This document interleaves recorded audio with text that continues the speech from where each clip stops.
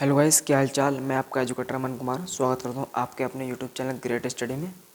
तो आज हम देखेंगे मुक्तियक खंड काव्य की कथावस्तु का सारांश और मुक्तियक खंड काव्य के नायक का चरित्र चित्रण। ये फिक्स क्वेश्चन होते हैं 5 अंक के क्लास 12th के लिए। अगर आप चैनल में पहली बार आए हो तो चैनल को सब्सक्राइब कीजिए। इससे अगली वीडियो में हम देखेंगे प्रार्थना पत्र 6 अंक का और रस अलंकार देखेंगे 6 अंक के। तो चलिए वीडियो को शुरू करते हैं। तो हमारा पहला क्वेश्चन है, मुक्तियक खंड काव्य की कथावस्तु का सारांश लिखिए। हर साल ये क्वेश्चन पूछा जाता है और 5 नंबर का होता है। पंडित सुमित्रानंद पंत द्वारा रचित मुक्तियक खंड काव्य में सन 1921 ईस्वी से 1947 ईस्वी तक के मध्य भारत स्वतंत्र संग्राम की प्रमुख घटनाओं को चित्रित किया गया है। मुक्तियक का संक्षिप्त कथनांक। अंग्रेज शासकों ने नमक पर कर बढ़ा दिया था, यानी कि आज़ादी से पहले हमारे देश पर अंग्रेजों का शासन था, तो उन्होंने जो है ना नमक पर टैक्स बढ़ा दिया था। गांधी जी ने इसका डट कर विरोध किया। गांधी जी ने नमक कानून तोड़ने का फैसला किया और गांधी जी ने नमक कानून तोड़ने व सत्याग्रह के लिए साबरमती आश्रम 200 मील दूर पर दांडी ग्राम को चुना। यानी कि जो साबरमती आश्रम है ये कहाँ पर है? गुजरात में। और गुजरात से 200 मील दूर क्या है? दांडी एक ग्राम है, उसको चुना था।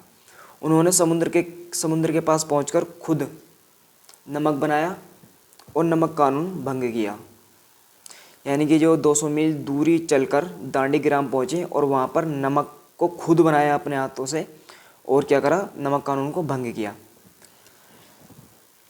गांधी जी का उद्देश्य नमक बनाना नहीं था, वे तो इस कानून को ख़त्म करना और जनता में चेतना उत्पन्न करना चाहते थे। गांधी जी ने दांडी ग्राम तक पैदल जाने का निश्चय किया। वह 24 दिन पैदल चलकर दांडी पहुँचे। यानी कि जो साबरमती आश्रम था उससे 200 मील दूरी पर एक दांडी नाम का ग्राम था, तो उन्होंने 24 दिन की पद यात्रा करी, यानी कि पैदल यात्रा करी। और यह एक छोटा सा श्लोक है। वह 24 दिन का पथ वक्र 200 मील के पथ पावन, स्थल स्थल पर रुक पाजन पूजन। गांधी जी का यह कार्य दांडी नाम से प्रसिद्ध हुआ था। गांधी जी का दांडी सत्याग्रह सफल हुआ। यानी कि जो उनका दांडी सत्याग्रह था किसके लिए था? नमक कानून को तोड़ने के लिए, क्योंकि सरकार ने नमक पर टैक्स बढ़ा दिया था, यानी कि कर को बढ़ा दिया था।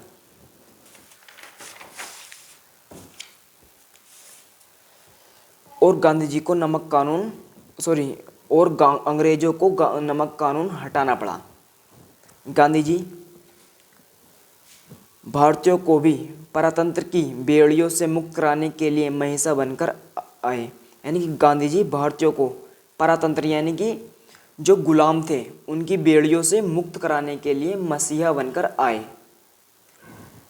वह सत्य और अहिंसा की शक्ति को भी प्रभावी शक्ति मानते थे। यानी कि सत्य सच बोलना, सच वाली, और अहिंसा यानी कि बगैर लड़ाई झगड़े की शक्ति को बड़ी प्रभावी शक्ति मानते थे और भारतीयों को भी इसी शक्ति का परिचय देते थे। गांधी जी के सत्याग्रह से अंग्रेज शासक भड़क गए थे और उन्होंने भारतीयों पर दमन चक्र चलाना प्रारंभ कर दिया। गांधी जी का जो सत्याग्रह था किसके लिए था? दांडी यात्रा। दांडी यात्रा किसके लिए थी? फिर नमक कानून तोड़ने के लिए। उससे क्या था? अंग्रेज शासक यानी कि अंग्रेजों की जो सरकार थी वो क्या भड़क गई थी जब उन्होंने नमक कानून को तोड़ दिया था। तो उन्होंने भारतीयों पर दमन चक्र चलाना प्रारंभ कर दिया। दमन चक्र किसको कहते हैं? जैसे इस समय पर धारा 144 होती है, जो पुलिस जो डीएम द्वारा लगाई जाती है। धारा 144 में क्या होता है? जहाँ पर भी 4 आदमी खड़े होते हैं वहाँ पर पुलिस आती है, उनको पकड़ती है और जेल में डाल देती है। इसी प्रकार उस समय पर दमन चक्र चलाना प्रारंभ कर दिया भारतीयों पर। इसके विरोध में भारतीयों से जेल भर गई। यानी कि इसका विरोध जो करते थे भारतीय, तो सरकार उनको पकड़ पकड़ कर जेल में डाल रही थी। इससे भारतीयों से जेल सारी भर गई और गांधी जी भी जेल गए। इसी बीच गांधी जी भी जेल चले गए। जैसे जैसे दमन चक्र बढ़ा, मुक्ति यज्ञ भी तीव्र यानी कि तेज होता गया। महात्मा गांधी के नेतृत्व में भारतीयों ने अंग्रेजों से संघर्ष करने का निर्णय लिया, यानी कि गांधी जी के कहने पर भारतीयों ने अंग्रेजों के साथ क्या युद्ध करने का, यानी कि स्वतंत्रता को पाने के लिए युद्ध का निर्णय लिया। सन 1927 में भारत में साइमन कमीशन आया। इसमें कोई भारतीय शामिल नहीं था, इसलिए भारतीयों ने इसका बहिष्कार किया और साइमन कमीशन को वापस जाना पड़ा। सन 1927 में क्या आया, भारत नहीं किसी दूसरे विदेश से साइमन कमीशन एक आयोग से आया, उसमें कोई भी भारतीय शामिल नहीं था, इसलिए उसका बहिष्कार किया गया। इसके उपरांत स्थान स्थान पर भारत छोड़ो का नारा लगने लगा। हिंदू और मुसलमानों ने एकता की नीति अपनाई और सन 1942 में भारत में पूर्ण स्वतंत्रता की मांग की गई, यानी कि जो हिंदू थे भारत में और मुसलमान वो गुलामी से तंग आ गए थे, इसलिए वो एकजुट होकर एकता की नीति अपनाई और सन 1942 में भारत में पूर्ण स्वतंत्रता की मांग की गई, यानी कि हमें 1942 में उन्होंने कहा कि हमें 1942 तक हमें आज़ाद कर दो, वो नहीं माने। फिर सन 1947 में पूर्ण स्वतंत्रता की मांग की गई। सन 1947 ईस्वी में भारत के पूर्ण स्वतंत्रता की घोषणा की गई, यानी कि सन 1947 में हमारा पूर्ण तरीके से हमारा देश आज़ाद हो गया। आज़ादी के बाद भारत में हिंदू मुसलमानों के झगड़े होने लगे। जैसे ही देश आज़ाद हुआ तो भारत में रहने वाले मुसलमान और हिंदुओं में विवाद हो गया, झगड़े होने लगे। गांधी जी बहुत दुखी हुए। जिस समय देश में स्वतंत्रता की खुशी मनाई जा रही थी, तब उस समय गांधी जी मौन यानी कि शांत थे। वह चाहते थे कि हिंदू मुस्लिम एक रहें, यानी कि जो 1947 के बाद जब भारत देश आज़ाद हो गया तो हिंदू मुस्लिम में झगड़े होने लगे। जहाँ पर एक तरफ देश की खुशी मनाई जा रही थी, उसी बीच हिंदू और मुस्लिम के झगड़े लगने लगे और गांधी जी ऐसा नहीं चाहते थे, इसलिए वो इसको देखकर शांत रहे। वह कुछ नहीं वो कुछ नहीं कह सके। वह चाहते थे कि हिंदू मुस्लिम क्या रहे, एक रहे। तो इसमें हमने क्या पढ़ा, इसमें हमने पढ़ा मुक्तिय खंड काव्य की कथावस्तु का सारांश। इसमें खंड ये 5 नंबर का हर साल पूछा था। इससे एक अलग टॉपिक, एक अलग क्वेश्चन बनता है इसी में का। कौन सा क्वेश्चन है, वो ये क्वेश्चन है, मुक्तिय खंड काव्य के नायक या प्रमुख पात्र कौन है, उनका चरित्र चित्रण कीजिए। तो इसमें मुक्तिय के खंड काव्य के नायक कौन है, देखते हैं। अथवा में करके आता है क्वेश्चन, नायक का कर दो या वो कर दो। मुक्तिय खंड काव्य के नायक महात्मा गांधी जी हैं। उनका चरित्र की विशेषताएं निम्नलिखित है। प्रभावशाली व्यक्तित्व, पहले हेडिंग है कि प्रभावशाली व्यक्तित्व। गांधी जी का आंतरिक व्यक्तित्व यानी कि आंतरिक व्यक्तित्व बहुत प्रभावशाली है। उनकी वाणी में अद्भुत चुंबकीय प्रभाव है। सत्य, प्रेम और अहिंसा के प्रबल समर्थक, ये सेकंड हेडिंग है। मुक्ति यज्ञ के नायक, गांधी जी के जीवन के सिद्धांतों में सत्य, प्रेम और अहिंसा प्रमुख है।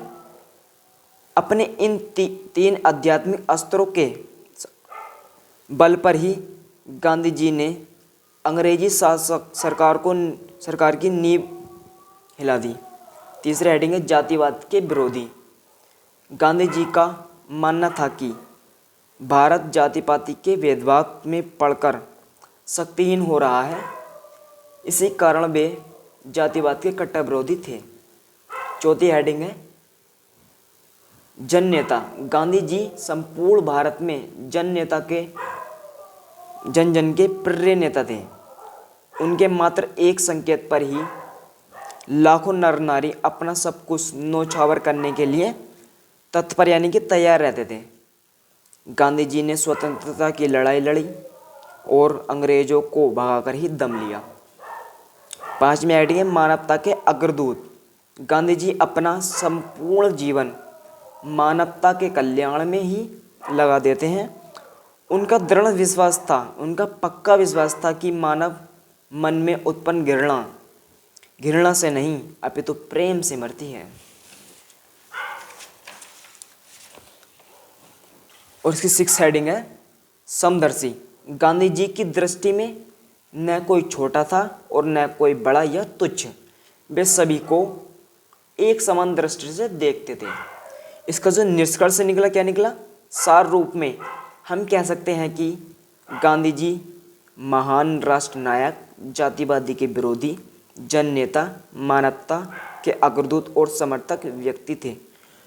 तो आज का एक वीडियो हमारी ख़त्म होती है। आज हमने क्या पढ़ा? मुक्तियज्ञ पढ़ा, मुक्तियज्ञ का सारांश भी पढ़ा, मुक्तियज्ञ के चरित्र के जो नायक थे उनका चरित्र चित्रण भी पढ़ा। तो ये 2 क्वेश्चन 5 नंबर के होते हैं। ये 2 क्वेश्चन कितने नंबर के होते हैं? 5 नंबर के होते हैं। आज हमने ये पढ़ा और ये पढ़ा, दोनों ही क्या होते हैं? 5-5 नंबर के होते हैं। अथवा में करके आता है, कभी कभी ये क्वेश्चन अथवा में ये आ जाता है, तो कभी कभी अथवा में ये आ जाता है। इन दोनों क्वेश्चन आपको बोर्ड में अवश्य मिलेंगे।